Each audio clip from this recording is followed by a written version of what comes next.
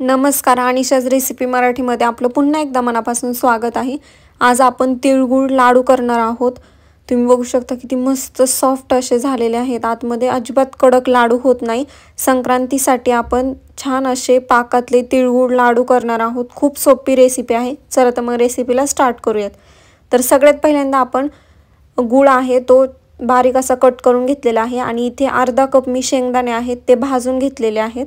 त्यानंतर इथे आपण तीळ घेतलेले आहेत। हे गावरान तीळ आहेत, आपले घरचे तीळ आहेत आणि या तिळाची चव खूप छान असते। जे पांढरे शुभ्र तीळ असतात त्याला काही एवढी चांगली टेस्ट नसते आणि मला ते तीळ अजिबात आवडत नाही। तुम्ही शक्यतो गावरानच तीळ घ्या, त्याची खूप छान टेस्ट असते। त्यानंतर इथे आपण गूळ घेतलेला आहे कट करून बारीक आणि शेंगदाणे भाजून त्याचे साल काढून घेतलेले आहेत, छान असे भाजलेले आहेत।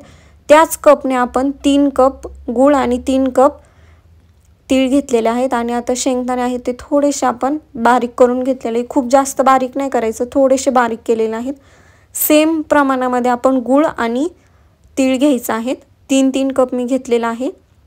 आता आपण गूळ चांगला शिजून घेऊया। त्यासाठी कढईमध्ये मी 2 छोटे चमचे तूप आहे ते गरम करून घ्यायचा। त्यानंतर गूळ आहे तो आपण बारीक केलेला तो यामध्ये टाकायचा आणि मीडियम गॅसवरती सतत मिक्स करत राहायचं गूळ। त्याआधी यात आपण 3 ते 4 चमचे नॉर्मल रूम टेम्परेचरवरचं पाणी टाकायचं आहे। या पाण्यामुळे जे लाडू आहेत ते कडक होत नाहीत आणि मऊ होतात आतमध्ये आणि गूळ आहे तो पण करपत नाही, खाली लागत नाही लवकर। त्यामुळे आपण यामध्ये पाणी टाकलेलं आहे। पाणी नक्की टाका आणि व्यवस्थित असं मिक्स करत राहायचं आहे। जोपर्यंत गूळ मेल्ट होत नाही तोपर्यंत याला चालवायचं, अजिबात सोडायचं नाही, सतत मिक्स करत राहायचं आहे। आता गॅस मी मीडियम केलेला आहे आणि तुम्ही बघू शकता गूळ छान आता मेल्ट झालेला आहे आणि वरती बबल्स पण आलेले आहेत। मी तुम्हाला एक ट्रिक सांगणार आहे म्हणजे तुम्हाला कळेल की पाक आपला परफेक्ट तयार झालाय की नाही। तुम्ही बघू शकता पाक आहे तो आता जेली सारखा झालेला आहे, म्हणजे त्याचा एक गोळा तयार होत नाहीये, म्हणजे अजून आपला पाक रेडी झालेला नाहीये। आणखी 2 ते 3 मिनिटं आपण सतत असंच मिक्स करून पाक छान असा शिजून घ्यायचा आहे। 2 ते 3 मिनिटांनंतर तुम्ही बघू शकता पाक आता आपला एकदम परफेक्ट असा झालेला आहे। मी तुम्हाला दाखवते प्लेटमध्ये एकत्रित करून, तुम्ही बघू शकता याची गोळी होत आहे तयार, म्हणजे पाक आपला परफेक्ट असा झालेला आहे। आता गॅस बंद करायचा आणि यापुढची प्रोसेस खूप फास्ट करायची।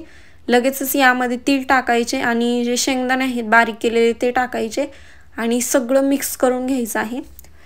आता थंडीचे दिवस आहेत त्यामुळे मिश्रण आहे ते पटकन थंड होतं आणि हे मिश्रण गरम आहे तोपर्यंतच आपल्याला लाडू बांधायचे असतात। आणि तुम्ही बघू शकता आता पाण्याचा हात घ्यायचा आणि पाण्याचा हाताने आपल्याला ते भाजतही नाही आणि पटकन वळलं जातं आणि पाण्यामुळे लाडू अजिबात खराब होत नाही, त्याला काहीच होत नाही। आता पाण्याचा हात घेऊन मी असं प्रकारे लाडू बांधून घेत आहे। तुम्हाला जेवढ्या आकारामध्ये हवे तेवढे तुम्ही बांधून घ्या।